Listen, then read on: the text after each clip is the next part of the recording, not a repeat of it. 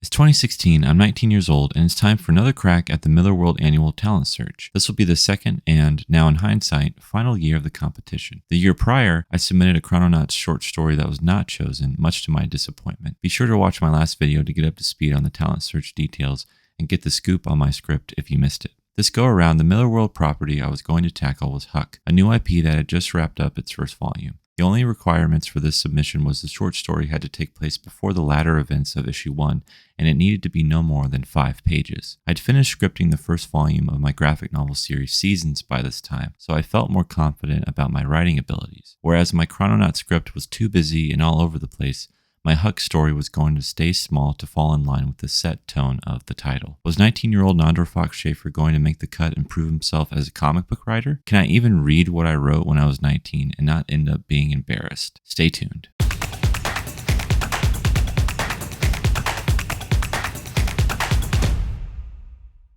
Before we get to my Huck story, if you could please subscribe to this channel and please give this video a like if you enjoy it. That would mean so much to me. Also, if you could sign up to be notified when my new comic launches on Kickstarter this fall. We're launching on October 18th. If you're a science fiction or fantasy fan, this book was made for you. So please go to the links in the description and sign up today. Huck, like Chrononauts, is one of Mark Millar's more PG-13 titles. PG even. You don't get that often from the writer of books such as Nemesis, Kingsman, and Kick-Ass, which are all very mature, all very violent. Not so with Huck. A story about a lovable, nice guy without a chip on his shoulder who works at a gas station in a quiet seaside town doing normal everyday things. Or so it seems. We find out in the first volume that Huck is an orphan with special superhuman abilities like super strength and a knack for finding lost objects. Huck's mom, who also displayed special abilities, dropped him off at an orphanage as a baby to protect him from Russian scientists who experimented on her. She was never to be seen again, and that's where my short story finds its roots. The relationship between a mother and son, how difficult it is to not know who they are, or even worse, to lose them. Here's the synopsis I included in my submission to the Miller World Annual Talent Search. Entitled Framed Memories, this simple, heartwarming story is set in Huck's hometown before the latter events of issue 1 as requested. It begins at Huck's place of employment, the gas station, where he is finishing up helping a customer.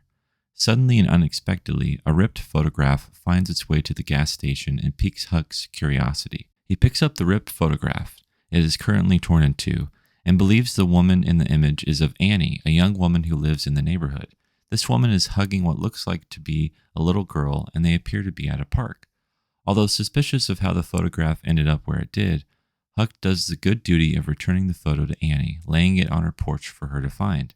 He goes about this unnoticed. A few days later, while helping some kids in the neighborhood retrieve their frisbee toy tangled in power lines, Huck spots a different photograph being tossed about by the wind in the distance. It's another one of Annie's. Huck returns to Annie with a photo album in hand. She had thrown this photo album in her trash, along with the photographs Huck had come across.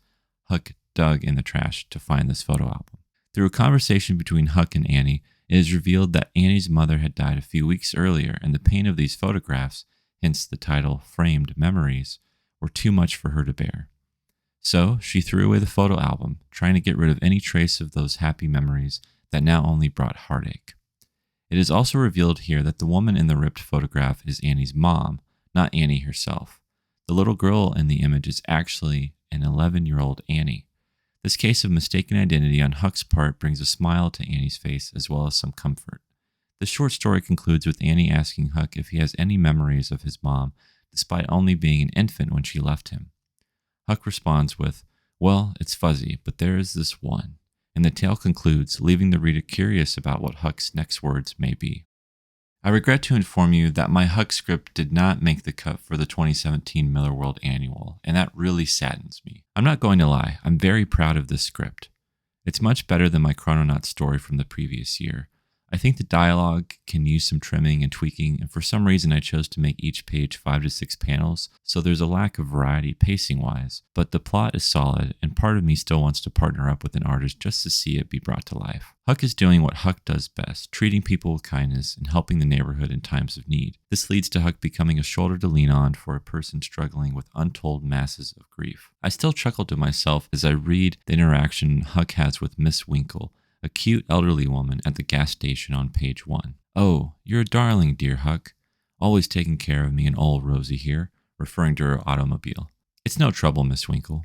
She's been with me through thick and thin, you know. A little bruising on Martin Street by that nasty black Chevy, 2 divorces, 5 surgeries. Did I ever tell you about that one time with my right big toe? The heavy conversation between Annie and Huck still reads like a natural and authentic one, too. They're not just pictures of me, Huck. They're of my mom, too. And other things and memories that are just too painful. You know she passed a few weeks ago, right? She didn't even tell me she was sick. She just left me out of nowhere. I'm really sorry, Annie. I didn't mean... It's okay. It's not your fault. It's nobody's fault. Someone as naive and childlike as Huck would eventually run into people who didn't want his help. That's seen here. But on the flip side, these same people need someone like Huck who go out of their way to lend a helping hand, who lend an ear to just listen. The case of mistaken identity in the photo on Huck's part between the mom and daughter is, to me, icing on the cake. Annie's mom still lives on in her despite having died from cancer. The final 2 panels on the final page nudge the reader's imagination. What about you? Do you have any nice memories with your mom from what you can remember? I know you were just a baby then, but do you have any faint images of her? Well, it's fuzzy, but there is this one, Huck replies. The end. What did you think of my Huck story? Should it have won that year's talent search? If you're curious to read the entire script, you can by subscribing to my Substack, which you will find the link for in the description below. Are there any Miller World stories you submitted to the talent search in 2015 or 2016, or do you have ones that you've been dying to tell since? I personally would have enjoyed if Mark Millar would have continued to offer these. What do you think of Mark Millar's big game event going on right now? Let me know in the comments. Thanks, guys.